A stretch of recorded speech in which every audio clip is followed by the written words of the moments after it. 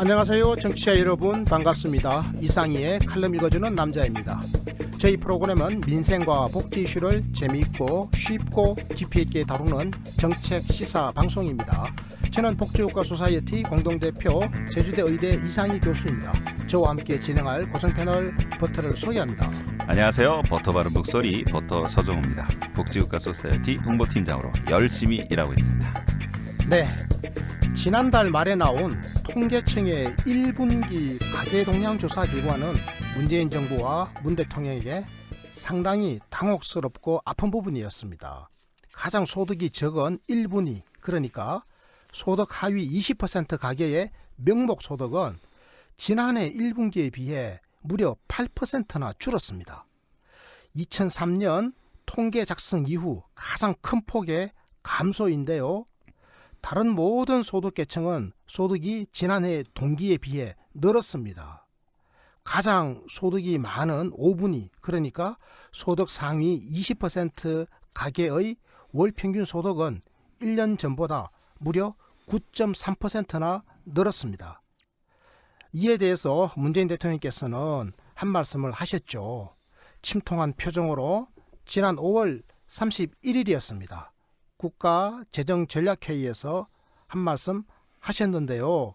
버터가 그 내용을 요약해서 읽어드리겠습니다. 네, 1분위 가계소득이 감소한 건 아픈 대목입니다.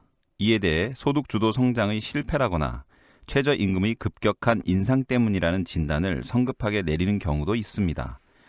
그런데 고용된 근로자의 임금은 모두 다 늘었습니다. 그러니까 최저임금 인상과 소득주도 성장의 긍정적 효과가 90%라는 겁니다. 그런데 요즘 문재인 대통령의 소득주도 성장론을 실패한 것으로 몰아가려고 하는 보수 진영 또는 정치적 반대자들은 무자비하게 비난을 퍼붓고 있습니다. 소득주도 성장의 대표 선수 중에 하나가 바로 최저임금의 인상인데요. 네. 이 최저임금의 인상이 저소득층의 소득을 줄였고 우리 사회의 소득의 양극화만 심화시켰다라고 하는 주장입니다. 그래서 최저임금 인상뿐만 아니라 소득주도 성장도 폐기해야 마땅하다, 이런 논리를 펴고 있는 거죠. 그래서 이분들은 최저임금의 인상과 소득주도 성장의 긍정적 효과가 90%라고 하는 문재인 대통령의 발언을 끈질기게 지금 물고 늘어지고 있는 건데요. 이에 대한 청와대의 해명과 또 보수 진영의 반박, 재반박이 끊임없이 이어지고 있습니다. 그래서 오늘 이상의 칼럼 읽어주는 남자의 방송 주제는 바로 최저임금 논쟁보다 사각지대의 보완책이 중요하다입니다. 버터가 한겨레 신문의 관련 사설을 간략하게 소개해 드립니다. 버터 부탁해요. 네, 6월 5일자 한겨레 신문 사설. 최저임금 논쟁보다 사각지대 보완책이 중요하다. 청와대의 거듭된 설명에도 불구하고 최저임금 인상 영향을 둘러싼 논란이 잦아들지 않고 있다. 청와대와 언론의 반박과 재반박이 이어지면서 자칫 저소득층의 소득 증대를 통한 격차 해소라는 핵심 목표가 뒷전으로 밀려나는 게 아니냐는 걱정마저 든다. 문 대통령이 인용한 통계의 근거를 두고 논란이 일자 홍준표 아닙니다. 홍장표 청와대 경제수석이 3일 통계청 가계동향조사의 원시 자료를 가지고 국책연구기관이 면밀한 분석을 한 결과라며 소득 하위 10%만 올해 1분기 증가율이 8.9%로 지난해 같은 기간 10.8%보다 낮았을 뿐 나머지 90%는 모두 올해 증가폭이 높게 나타났다고 설명했다. 안녕하세요. 별PD입니다. 여러분, 하트 잊지 않으셨죠? 네, 지금 바로 꾹 눌러주세요. 감사합니다. 문재인 대통령께서 지난달 31일 국가재정전략회의에서 최저임금 인상 효과와 관련해서 하신 말씀, 버터 이게 뭐였죠? 문재인 대통령이 국가재정전략회의에서 이렇게 말씀하셨습니다. 통계를 보면 근로자들의 임금이 다 늘어났습니다. 특히 저임금 근로자의 임금이 크게 늘었습니다. 그래서 최저임금 인상과 소득주도 성장의 긍정적 효과가 90%입니다. 최저임금 인상 정책의 긍정적 효과가 90%라고 하는 문재인 대통령의 말씀이 무슨 의미인지 부터 어떻게 좀 이해가 좀 갑니까? 네, 홍장표 청와대 경제수석이 3일 통계청 가계동향 조사의 원시 자료를 가지고 국책연구기관이 면밀한 분석을 한 결과 이렇게 얘기하면서 설명한 내용에 90%의 의미가 나옵니다. 소득 하위 10%만 올해 1분기 증가율이 8.9%로 지난해 같은 기간 10.8%보다 낮았을 뿐 나머지 90%는 올해 증가폭이 매우 높게 나타났다라고 설명했습니다. 네, 버터가 어느 정도 이해를 하고 계신 것 같네요. 내가 보니까. 이제 그럼에도 불구하고 제가 우리 청취자 여러분들과의 공감대 형성을 확대하기 위해서 추가적으로 설명을 좀 더 예, 좀 쉽게 해야 해드릴게요. 될 것 같습니다. 그렇죠. 제가 한번 해볼게요. 이렇습니다. 그러니까 홍장표 청와대 경제수석이 기자들을 만나서 문재인 대통령께서 국가재정전략회의에서 발언하신 바로 그 발언, 그러니까 최저임금의 긍정적 효과가 90%다. 여기에 대한 근거가 무엇인지에 대해서 이제 설명을 하신 거잖아요. 네. 그러니까 이렇게 설명하셨어요. 한국노동연구원과 한국보건사회연구원이 통계청 가계동향조사 발표 내용의 근거가 되는 원시 자료, 그러니까 로 데이터죠. 네. 이 로 데이터를 가지고 면밀하게 분석을 했대요. 한국노동연구원하고 한국보건사회연구원이 통계청의 원시 자료를 면밀하게 분석을 했다라는 거죠. 네. 그러니까 이제 분석한 내용이 이런 겁니다. 가구주와 배우자가 있을 거 아니겠습니까? 네, 세대주라고도 하죠. 그렇습니다. 가계 동향 조사니까 이게 가구를 조사했으니까 가구에는 가구주가 있고 또 가구주의 배우자가 있을 거 아니에요. 네. 그리고 또 기타 가구원이 있을 거 아닙니까? 뭐 자녀들. 네. 그래서 가구원이 뭐 2명, 3명일 수도 있고 또 이름일 수도 있는데 이것을 전부 다 한 명의 소득으로만 간주해 버리는 겁니다. 그러니까 가구주와 배우자 그리고 가구원 이렇게 이제 소득자라고 보고 이분들의 소득을 이제 측정을 한 거죠. 그래서 이분들의 올해 1분기 근로소득 증가율을 2017년도 1분기 근로소득 증가율하고 비교를 해본 겁니다. 그러니까 올해 1분기 근로소득이 전년 같은 기간 대비 얼마나 증가했는지 이걸 재보는 거죠. 자, 그러면 이제 이게 1년 전에 비해서 증가율이 더 높았냐, 더 낮았냐, 이건 이제 소득 구간별로 확인해 보겠다라고 하는 건데요. 자, 이런 방식으로 분석한 개인 기준의 분위별 근로소득 증가율을 살펴보면 이 소득 하위 10% 계층이죠. 이 계층에 속한 분들은 올해 1분기 근로소득의 증가율이 8.9%였어요. 그런데 이게요, 지난해 같은 시기, 그러니까 2017년도 1분기에 그 소득 증가율 10.8%보다 오히려 낮아진 겁니다. 네. 그러니까요, 소득 맨 하위의 10%, 이거 우리가 10분위라고 이야기하는데요. 네. 10분위의 그 분기의 그 월 평균 소득을 보면 최하위 그 10% 소득 계층이죠. 네. 월 소득이 얼마였는가 하면 48만 원이었어요. 48만 원. 어이구. 한 달에 엄청 작네요. 48만 원을 번 거죠. 네. 정확하게는 48만 3천 원을 번 겁니다. 그러니까 올해 2018년도 1월달, 2월달, 3월달 번 것을 이렇게 평균 내니까 한 달에 48만 3천 원을 벌었어요. 네. 그러면 이 48만 3천 원은 이게 전년 대비 이게 얼마가 늘어난 거냐니까 전년 대비 8.9%가 늘어난 거예요. 네. 소득이 줄어든 게 아니라 8.9% 증가한 겁니다. 네, 그렇습니다. 그런데 이게요, 2017년도 1분기 때는 2016년도 1분기에 비해서 10.8%가 증가했던 거거든요. 네. 그 증가율이 둔화된 거죠. 그러니까 증가가 안 한 게 아니라 증가율이 떨어진 거죠. 증가율이 둔화된 겁니다. 네. 자, 그러면 맨 하위 10% 말고 고위의 10%가 있을 거 아니에요. 네. 그럼 요거 이제 하위 20분이죠. 네. 하위 20%에 속하는 20분위에 속하는 분들은 한 달에 얼마 벌었냐? 올해 2018년도 1, 2, 3월 달에 얼마 벌었냐? 한 달에 100만 원 벌었습니다. 한 달에 100만 원 벌었는데 그러면 이거는 전년 동기 대비 얼마가 증가한 거냐 하면요. 13.4%나 증가한 거예요. 굉장히 많이 증가했죠.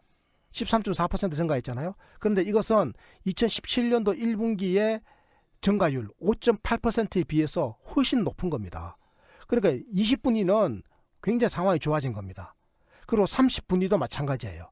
이분들은 147만 원을 벌었는데 전년 대비 10.8%나 소득이 증가했습니다. 이것도 2017년도 그때 5.2% 증가율보다는 압도적으로 더 높은 거죠.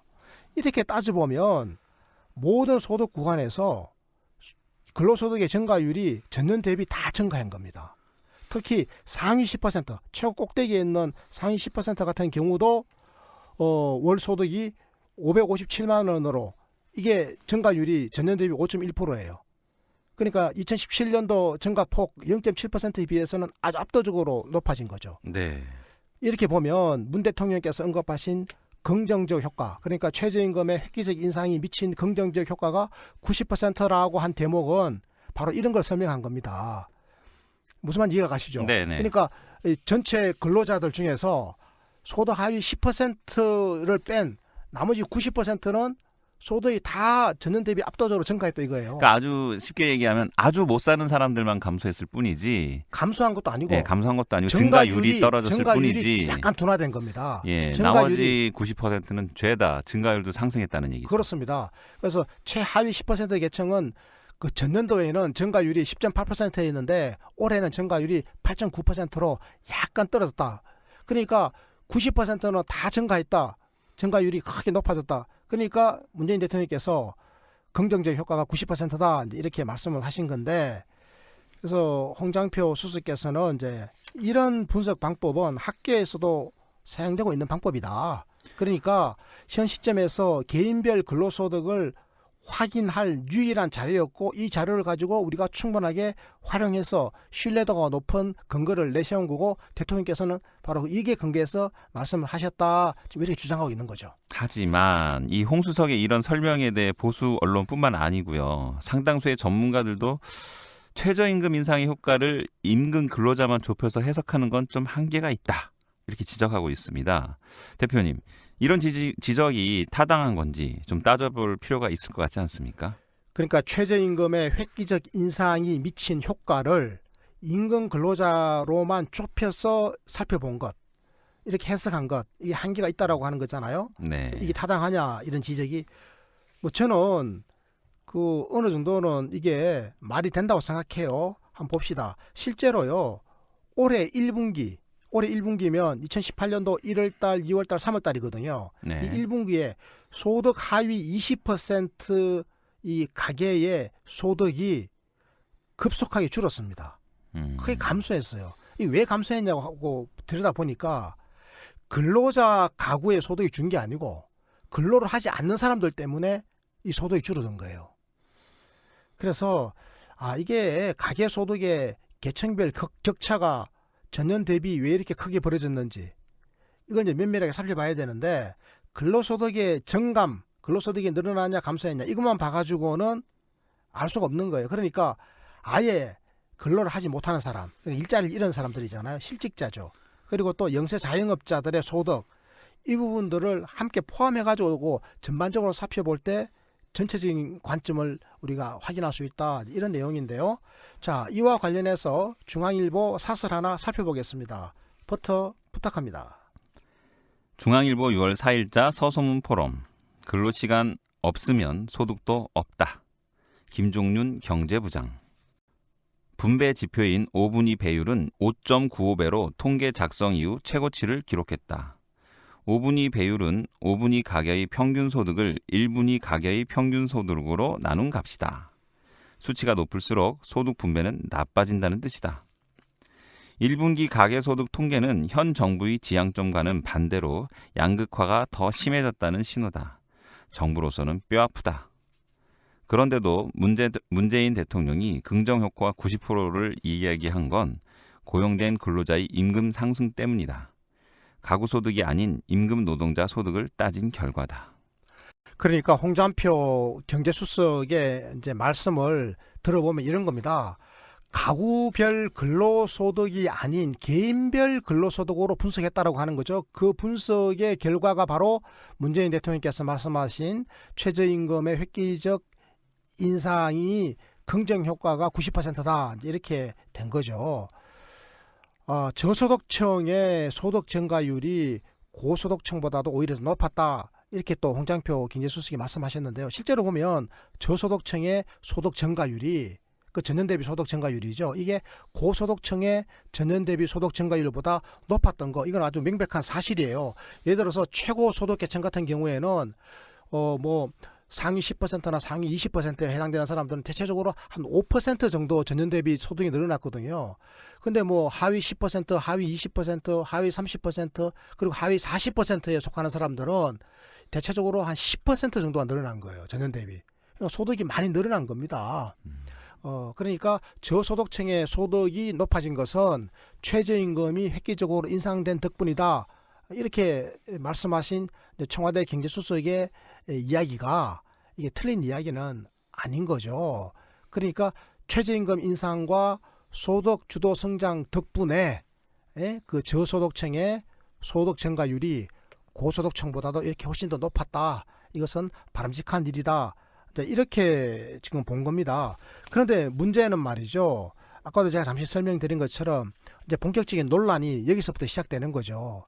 우리가 흔히 이제 가계 동향 조사라고 하면 그 조사의 대상은 가계잖아요. 그 가계에 있는 일하는 노동자들의 소득 증가를 보는 게 아니고 가계 전체의 소득의 증가와 감소를 보는 거거든요. 그럼 가계에는 일을 하는 노동자도 있고 또 일을 못하는 사람도 있을 거 아니에요. 돈을 못 버는 노동자와 돈을 버는 노동자가 있겠죠.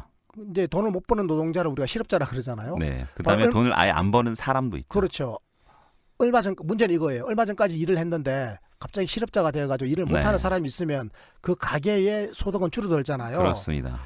이제 그래서 이 이야기를 좀 해볼 필요가 있습니다. 버터 이것 좀 소개해 주세요. 네. 제가 중앙일보 서소문 포럼에 나온 칼럼의 일부를 다시 소개해 보겠습니다. 문제는 일자리를 잃은 노동자다. 이들은 개인별 근로소득 통계를 내는 모집단에 들어가지 않는다. 남편은 월 150, 아내는 월 150, 자녀는 월 100만 원 받는 임금 노동자 가구가 있다고 치자.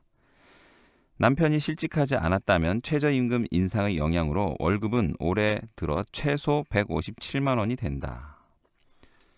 아내도 월급이 157만 원으로 늘어난다. 하지만 자녀가 해고됐다면 자녀는 임금 노동자 모집단에 들어가지 않는다. 일자리를 지킨 남편과 아내, 곧 임금 노동자만 놓고 보면 소득이 올라간다.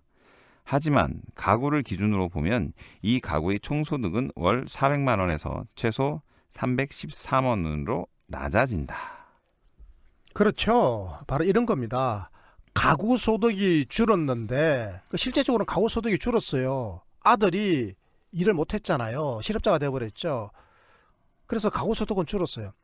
그런데 가구원만 떼놓고 보면 남편과 아내의 월급이 늘어났기 때문에, 즉 최저임금이 늘어났기 때문에 근로소득이 늘었죠.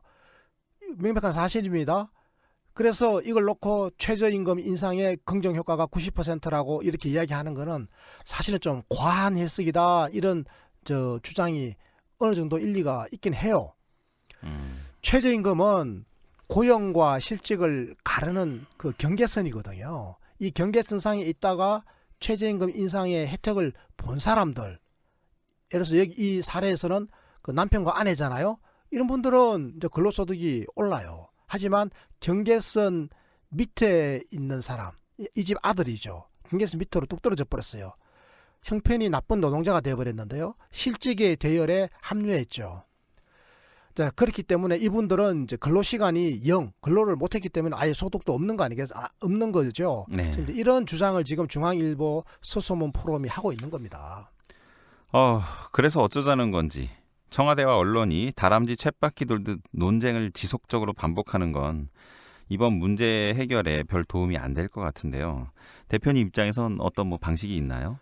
버터가 굉장히 지금 중요한 문제를 제기해 주셨는데요.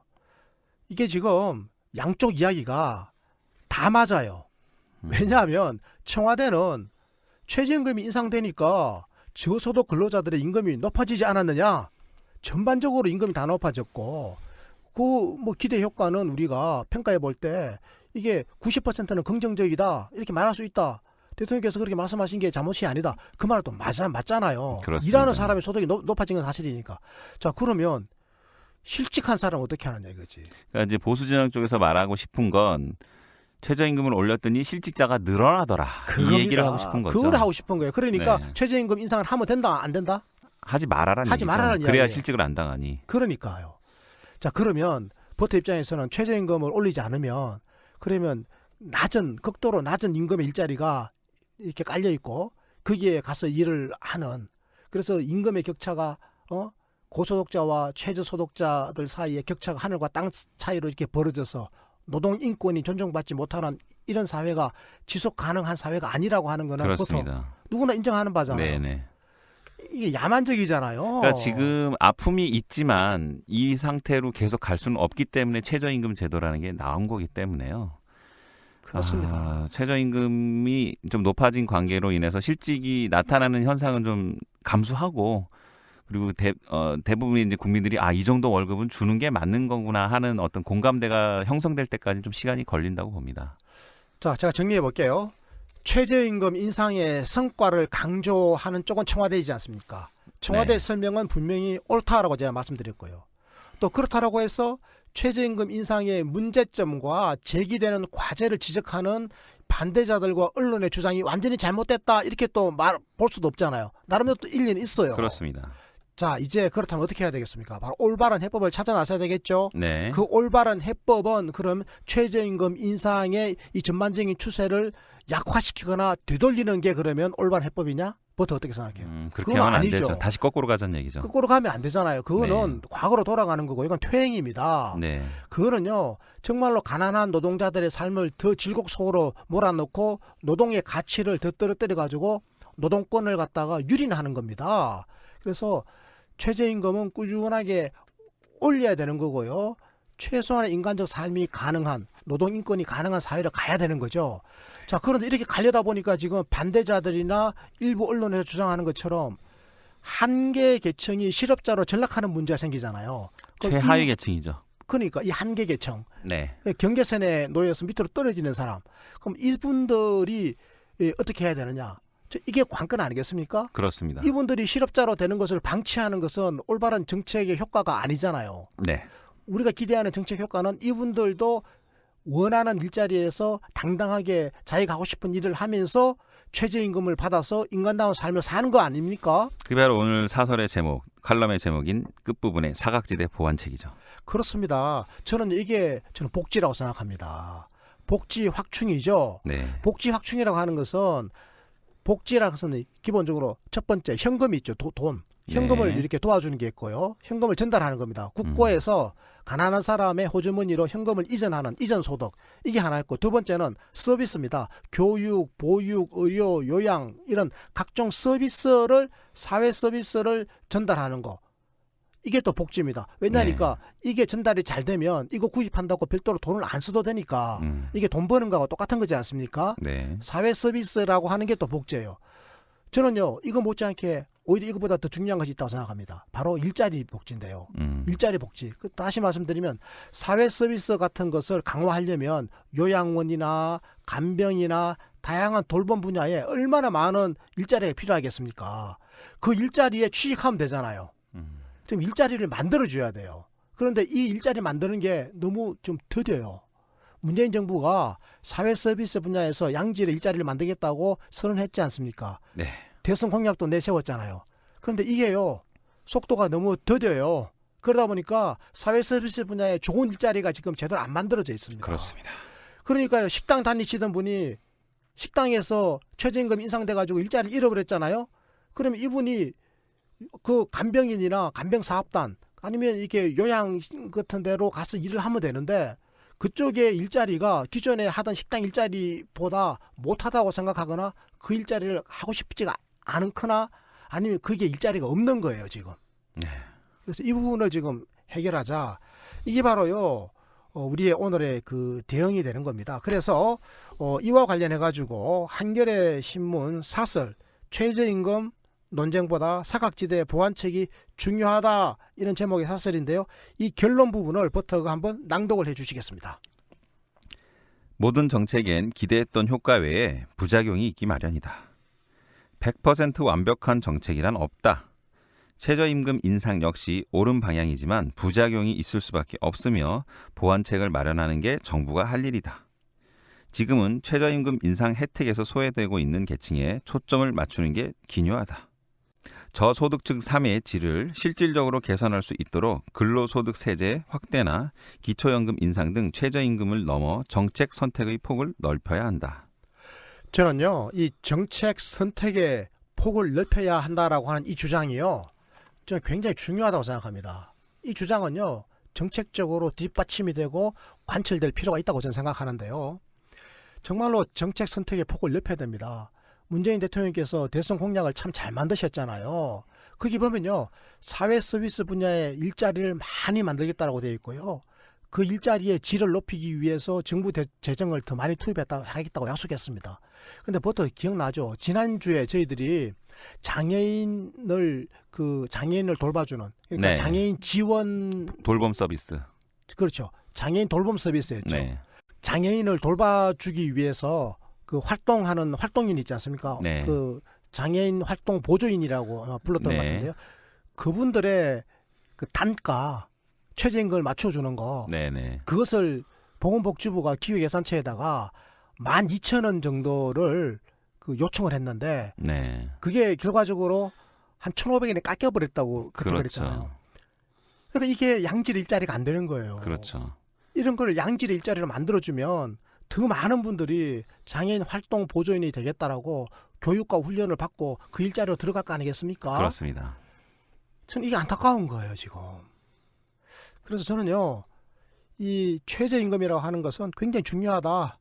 노동의 가치를 규정하는 것이기 때문에 최저임금을 과거처럼 되돌릴 수는 없는 거고요. 최저임금은 예정된 스케줄대로 차곡차곡 뭐 인상을 할 수밖에 없는 거고 그 길로 가야 되는 거죠. 다만 저는요, 사회 서비스 일자리 또 더 좋은 일자리를 더 많이 만들어 가지고 시장에서 퇴출되는 영세 자영업자들이라든지 혹은 일부 일자리를 놓쳐버린 분들이 새로운 분야에 가서 취업을 할 수 있도록 길을 열어줘야 된다. 저는 이게요, 복지 투자라고 생각합니다.